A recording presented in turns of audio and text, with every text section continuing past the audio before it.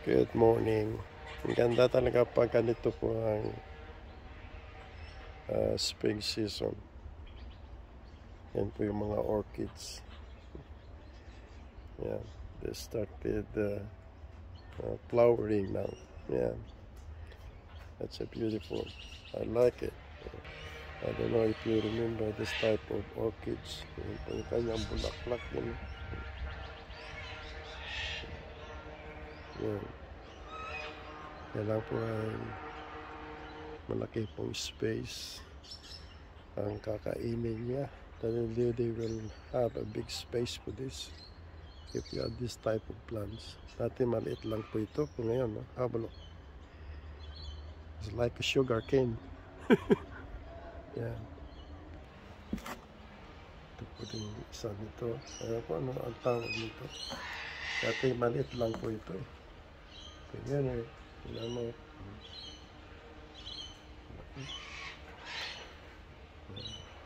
So beautiful plant, but it takes a lot of space. So, yun o. Mamatay kasi pagdating ng ano, ng winter. Ito yung ano, lemon fruits. Started flowering also. It was nice during this season. Lalo na kapag spring, it's coming spring. Yan. Yan. Kala ko mamamatay na ito eh. Pero tingnan mo naman yun, no? Ang bulaklak niya. Ang ganda. Yan. I'm not sure this one. Akala ko yung mamamatay during winter. But now it's such a beautiful flower. Yeah. That's a nice weather today. Oh. That's 30 degrees. Hindi masyado malamig na. Mainit na kaya I'm wearing short now.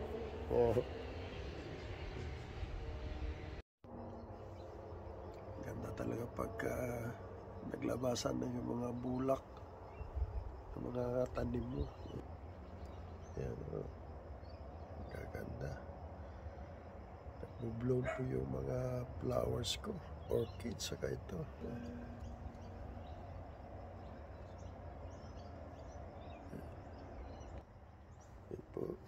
Ito po yung natira sa garden ko.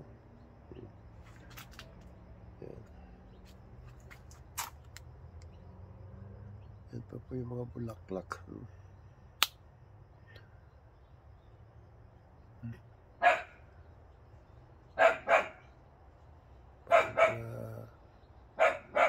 Parang po mga plastic yung mga orchids ko.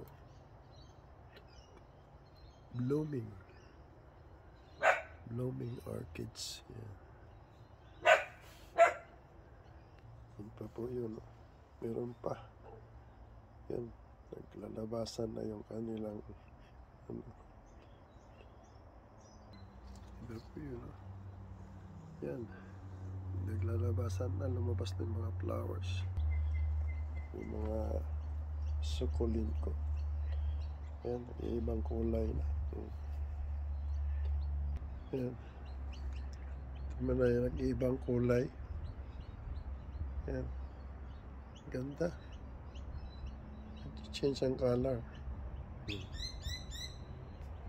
Ito po yung mga succulent ko na tinanim.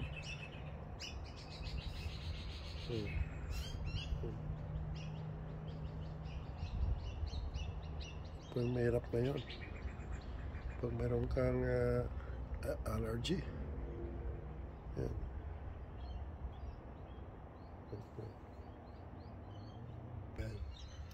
Yan po mga succulent ko natin na din.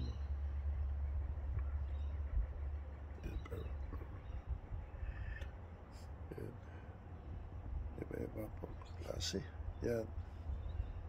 Ganda. During spring season. Yan. Naglalabasan po yung iba-ibang kulay po ng kanilang mga flowers. Yeah. Yan. Thank you for watching.